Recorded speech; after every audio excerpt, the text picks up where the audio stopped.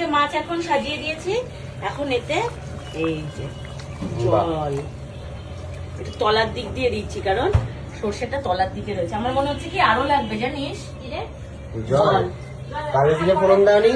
সব দিয়েছি। আচ্ছা, কড়াই ধরে হাতে এইভাবে ঘোরাবি, দেখবি ইয়ে হয়ে যাবে। আর খুন্তি দিবি না কিন্তু, নাড়া দিয়ে একটু লবণটা চেক করতে হবে লাস্টে।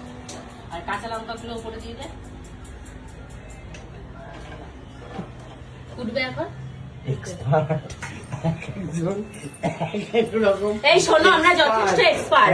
তোমরা যারা ভিডিও দেখছো কমেন্ট করে জানাও আমরা এক্সপার্ট কিনা। মনে হচ্ছে সব কতদিনে 5 স্টারের সব কুক এক একজন। এসো বলে কেউ বলে কড়াইটা এভাবে ধরে নাড়াবি, তাহলে ওইভাবে ভালো হবে। রান্না কি অতি জঘন্য হয়? পারো না? দুর্দান্ত দুর্দান্ত হয় রান্না। তাহলে আমার বলছো কেন?